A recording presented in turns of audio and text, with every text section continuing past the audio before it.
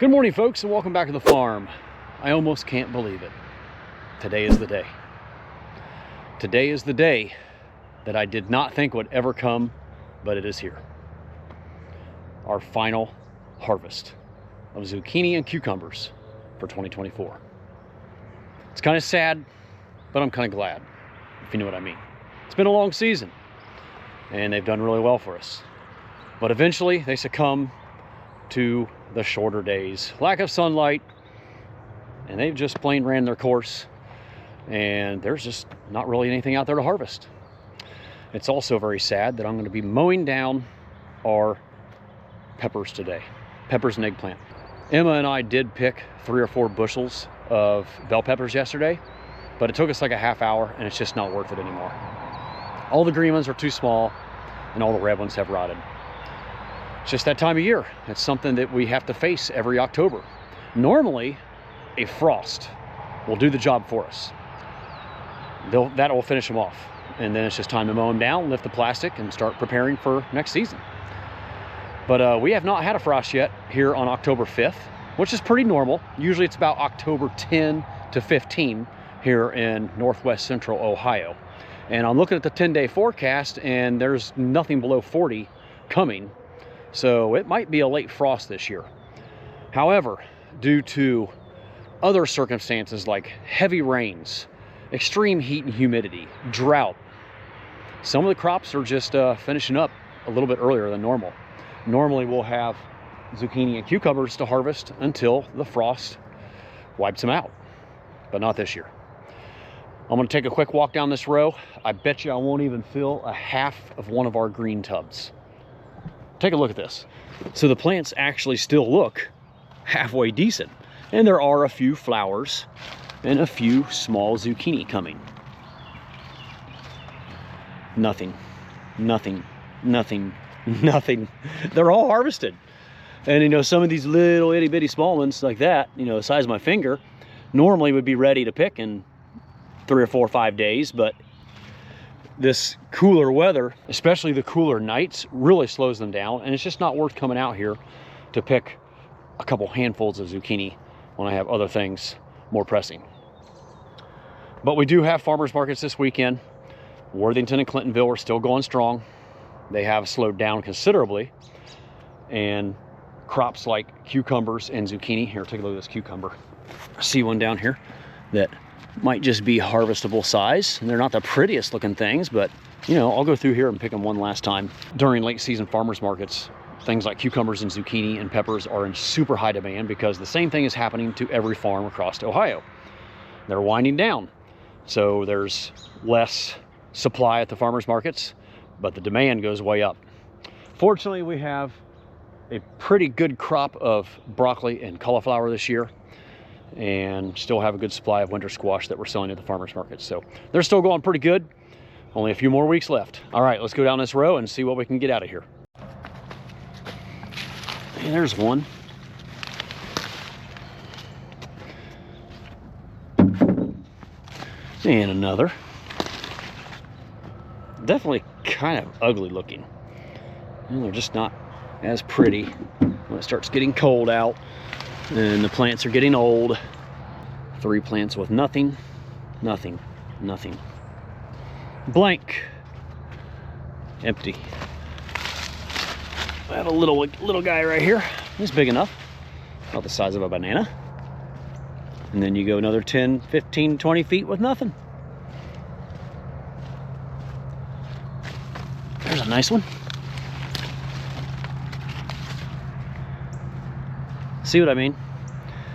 We should have a tub full by now during a normal mid-season harvest in July or August. I've touched on this several times in past videos, but you know, this is just the nature of the produce business. All good things have to come to an end. Eventually, the crops are going to succumb to the shorter days, lack of sun, or some kind of disease or insect pressure, or just the end of the season, or frost. And that's kind of the case here. Not frost, but you know, other factors, especially the cooler weather and lack of sunlight and a drought we've been dealing with for the last 6 to 8 weeks. yeah, it did a number on these things. Fortunately, the drought is over. We've had a couple inches of rain and we are back to normal. We're actually a little muddy right now, but it did soak in good and it's still firm. So, you know, it is bittersweet. I'm happy that the season is slowing down and wrapping up and that I can have a little bit of a break, but at the same time, it's a little sad that my revenue source is disappearing. And every dollar I make to earn a living comes from this field and the surrounding fields around my farm. I don't have any outside income source. So when this dries up, so does my income. So I have to be diligent in slugging money away for winter and making sure all my expenses are paid so I can live comfortably for the next few months until everything's fired back up again in the greenhouses and we start earning a living again or bringing in revenue again in late May. Fortunately, I have a wonderful broccoli and cauliflower crop over here that I will be harvesting for at least 2 to 3 more weeks. Well, broccoli's got to be done next week, but cauliflower, we're right in the middle of it. So we're going to have a lot of good cauliflower to harvest over here over the next few weeks to get us through October. But warm season crops like tomatoes, zucchini, cucumbers, they're pretty much done. And we do still have a couple bins of spaghetti and butternut squash to get us through the next couple markets as well. There's today's harvest. 15 zucchini. That's $15. So it's not even worth coming out here to even look at these again. I'm gonna go ahead and mow them down. Some of you may be asking, well, why not let those go and provide a few more zucchini so you can make a little bit more money or eat them yourself? Part of the reason is because once we get to November and after everything's been frosted and killed, I'm racing good weather to get my fields disked up, plastic pulled up, drip tape and plastic disposed of. And if I miss that good weather window before it cuts loose raining and just gets, you know, sloppy out here, I can't do that field work or get the plastic and drip tape pulled up. So I have a small weather window at the end of October, early November to get that done. And if I miss that, it'll have to sit here till next spring because it will never dry out again. The days will be too short. There's not enough sunlight and heat and warmth to dry things out again to get it done. I have done some field work in December before. You know, every once in a great while we will get nice weather in December and it dries out enough and warms up enough to do some field work, but I don't like to take that risk. I'd rather cut my losses now, get this stuff mowed down here before middle of October, get it pulled up and cleaned up and get the fields worked up and be one step ahead for next year. I actually just thought of 2 more reasons that I like to get all this done by mid-October to late October. I want to be available to help on the grain operation with my brother and my dad when I'm able to. We have a nephew, my nephew Jake. You've seen him out here many times if you've been following me, helping me harvest things in these fields throughout the summer. He helps quite a bit during fall, driving trucks, hauling grain trucks from our fields to our grain bins while Joel's in the combine. But you know, he needs a break every now and then, whether it's to eat or build his house that he's building right now, and I'll jump in there and help when I can. The other reason is that I have a life outside of the farm. I enjoy backpacking, kayak camping, RV camping, traveling around with my wife in our RV. And we do have a big trip planned this year. So the sooner I can get all this done and help my brother get done, I can close things down here and enjoy some activities off of the farm. All right, that's a wrap on zucchini and cucumber harvest for 2024.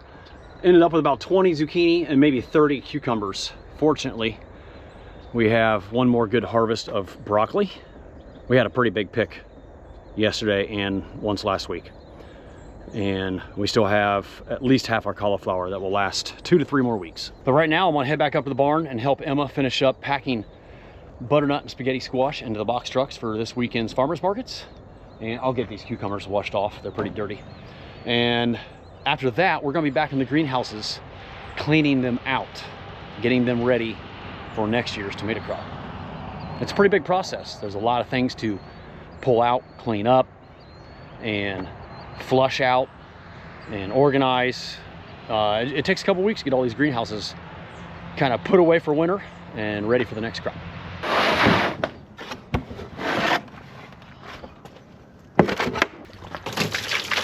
I'm not even gonna run these through the washer since there's only like 30 in there. I'm just gonna spray them off with a hose and throw them in the cooler.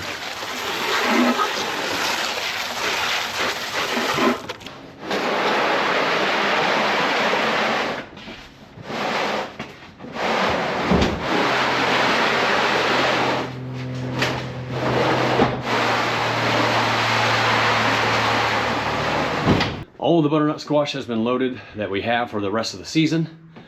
And we still have a couple bins of spaghetti squash, but we got 25 in there for the Worthington truck and 8 in here for the Clintonville truck. They sell a lot less. So that should be good for this Saturday's farmer's market.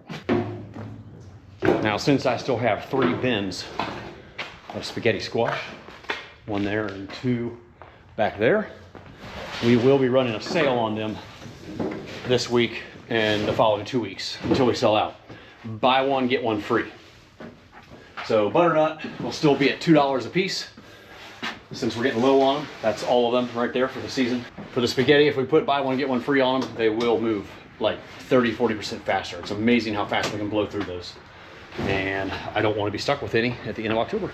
So this is what one of our hydroponic tomato greenhouses look like at the end of the season.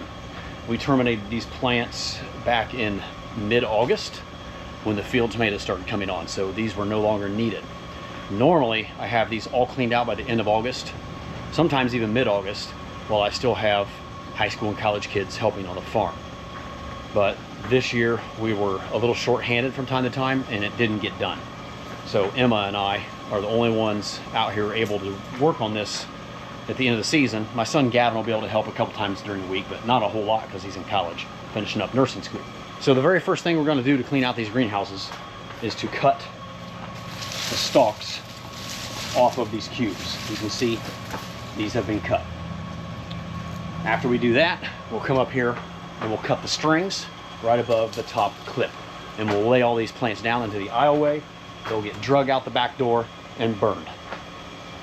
And then we'll come back through with wheelbarrows and twist off these cubes, and these have to be disposed in a landfill. I'll throw them in my dumpster. I'll come and have the landfill truck pick up the dumpster and dispose of it.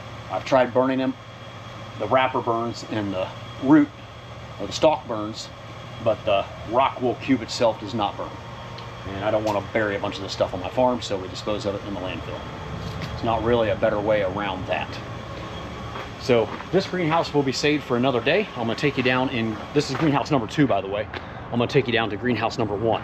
And what I mean by number 1 and number 2 is this is the first one that we start up in late winter and start harvesting in late spring. The plants in this greenhouse will be seeded by mid-January, and by mid-February, late February, we will be out here transplanting tomato plants in this greenhouse. So this greenhouse has all been pulled out. All the plants have been drug out. I'll show you the pile on the back here in a little bit. And we are currently just pulling the drippers out of the buckets. And next we're going to be disposing of these and get these out of the buckets so they're ready to top off with fresh perlite. I replace the perlite. I guess it's perlite, not perlite. I'll replace the perlite every other year. Ideally, I would do it every year, but it's kind of expensive and it's very time consuming. So we'll do the other greenhouse this year because I didn't do it last year. Last year, this one was done, so I won't do it this year because it is a big job to dump all these buckets and refill them all every year. So we kind of do it every other year, and I've never had too many problems by doing that. I'm sure we have extra insect pressure that carries over into the following year that maybe overwinter in these buckets, you know, with little bits of dead leaf debris that get down in the perlite. They probably overwinter there, and it could be potentially causing me more problems the following season, fighting thrips and things like that. So outside the greenhouse here, you can see there is the entire crop. It's all dried and crispy. I'm going to pile that up into a big pile and burn it. I don't want any diseases left around out here, so burning it is the best way to dispose of those plants and to burn up any disease that may be lingering around in those dead plants. So it's kind of a mess back here. You can see there's lots of little rotten tomatoes rotting on the ground that fell off the plants that were still hanging on them as we drug them out. So we're gonna first get all the cubes ripped out of the buckets, put them in wheelbarrows, roll them outside here, make a pile, and we'll get them into our dumpster on another day when I have the backhoe available. And then we're gonna rake up and sweep up all of the debris on the ground, and sometimes I'll even get my leaf blower and blow all the debris off these, oh, what do you call this? The blue insulation board down here that the bucket's set on. And there's just a lot of junk down here. We want to get rid of all that. So we'll sweep all this off. I'll blow it off. We'll get it all out of here. And since this is not a concrete floor, it's a little difficult to sterilize. If I had a concrete floor, I would be sterilizing every square inch of this greenhouse with some kind of disinfectant to make sure there are no diseases or insects lingering in here for the next season. But since it's a gravel floor, it's kind of hard to do. I do walk around with a like a backpack sprayer wand, and I will spray disinfectant over everything that I can reach with a backpack sprayer. But it doesn't get everything because, you know, there's little cracks and nooks and crannies down here where stuff can hide, and it's just impossible to cover everything. All right, we're gonna get busy disposing of these cubes so we can be one step closer to having this greenhouse ready for 2025.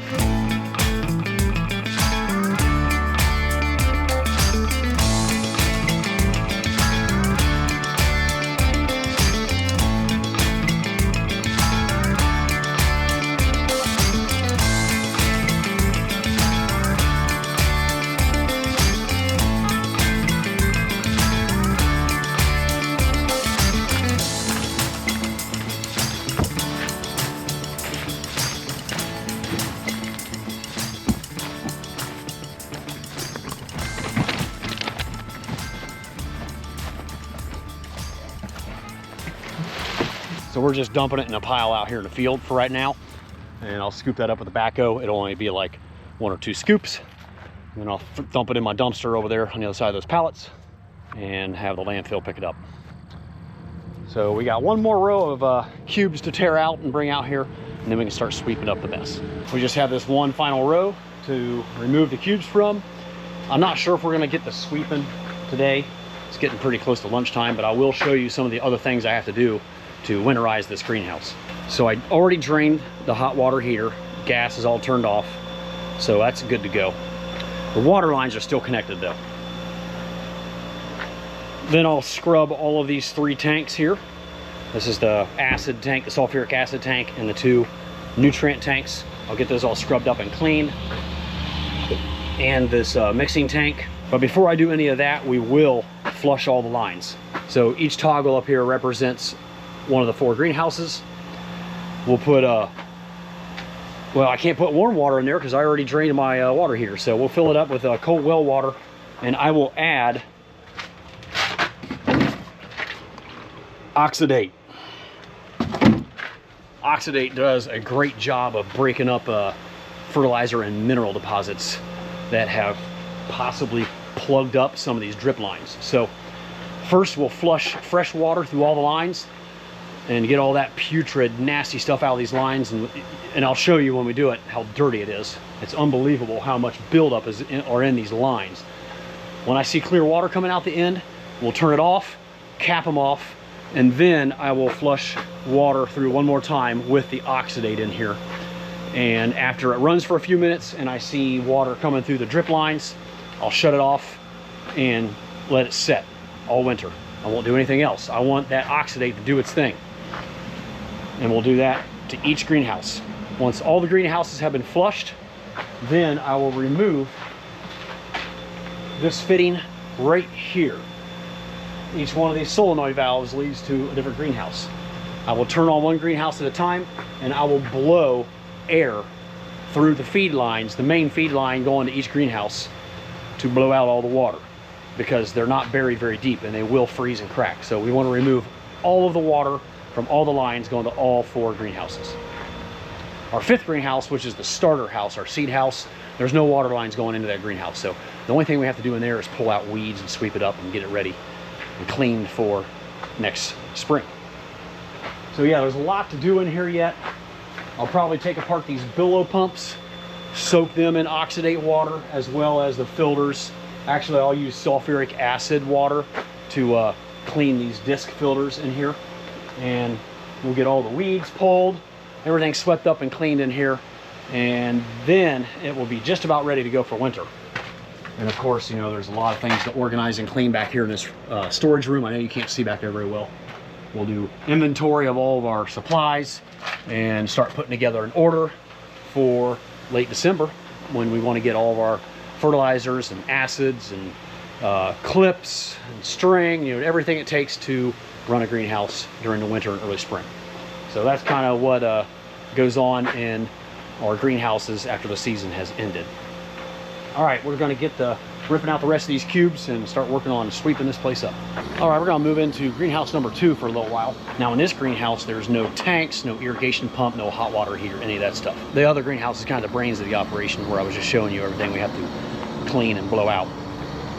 But in here, basically just making sure all the weeds are out, plants are out, and buckets are ready for refilling for next year.